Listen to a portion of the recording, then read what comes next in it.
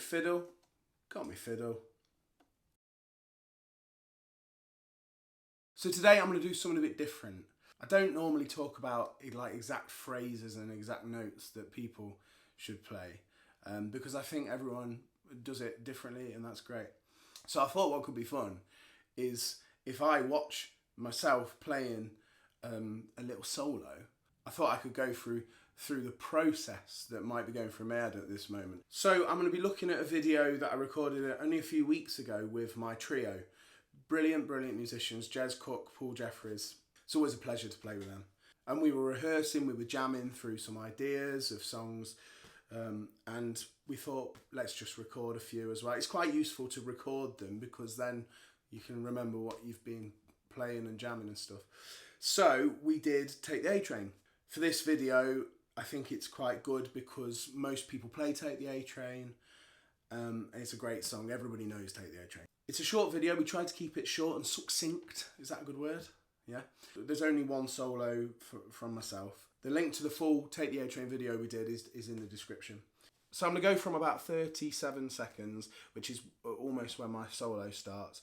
I'll listen to a bit, I'll pause, I'll talk about it a bit and say what might be going on within my brain. Okay.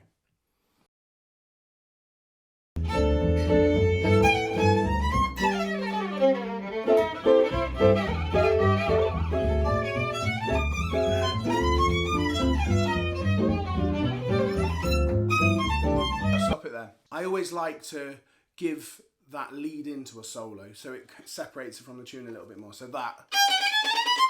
then I'm straight into these double stops,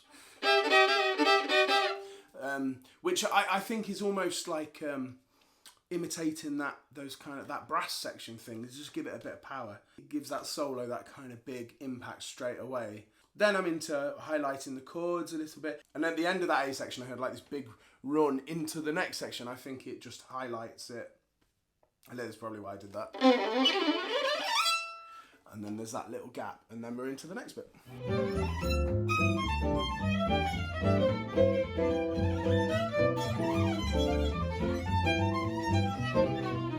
Okay. Again, more kind of just going over the chords and stuff. So as you can hear, there's plenty of notes. As it's a trio, because there are some instruments that aren't there, that you might normally have like drums or another guitarist or something. So I always like to add more, which I think adds to the swing. I think it fills it out. So at the end of this second A section, I can hear there is a highlight of the kind of C7, which then says we're going into the F. I think I did. The only thing I think, watching it back, is maybe I could have left a small gap after that, so that, and then you're into the F, just to kind of highlight you going into a new section. I think I just kept going. I have a tendency to get excited and play lots of notes. Let's keep watching.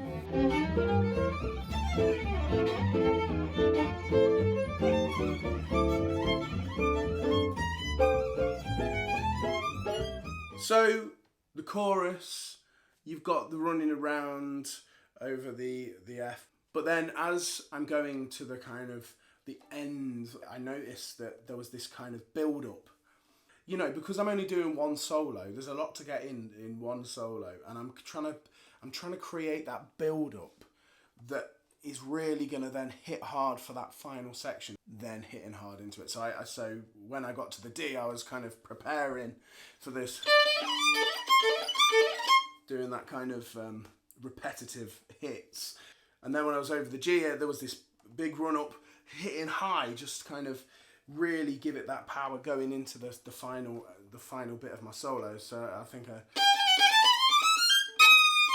and then into the C, and I think it just builds the whole time, getting higher, louder, and hopefully more swinging.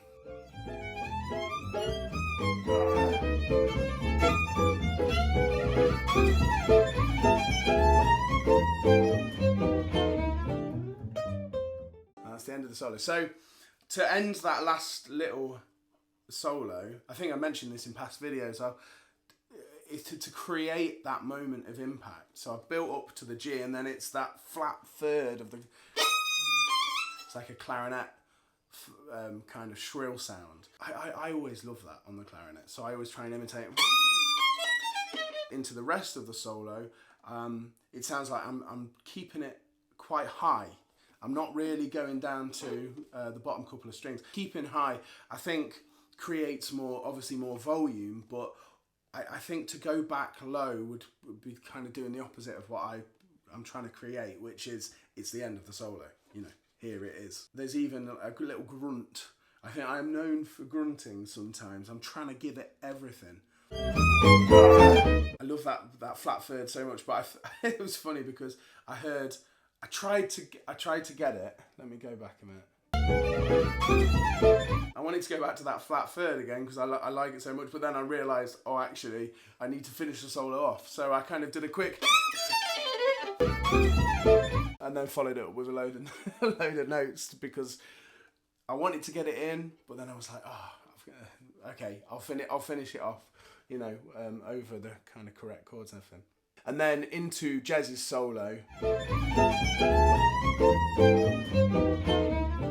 There was the emphasis of ending my solo into someone else's, so there was that little lead in again.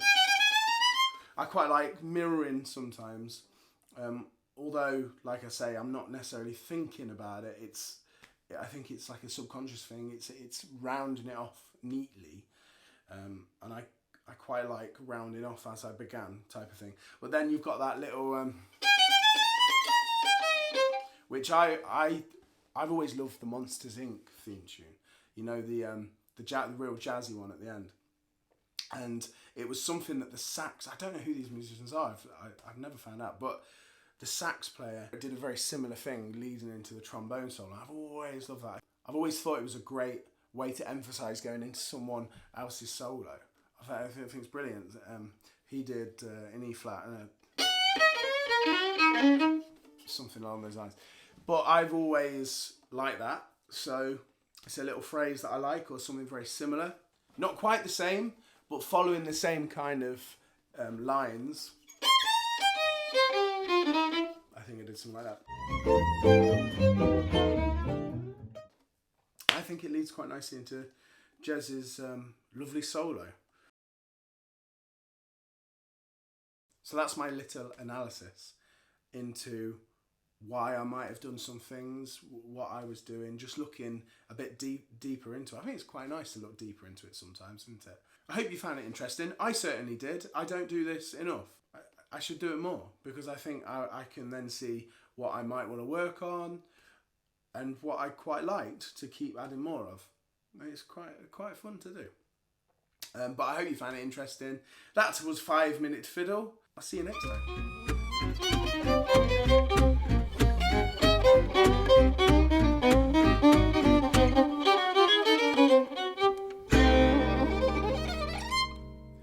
So I'm going to look at one of my solos from a video.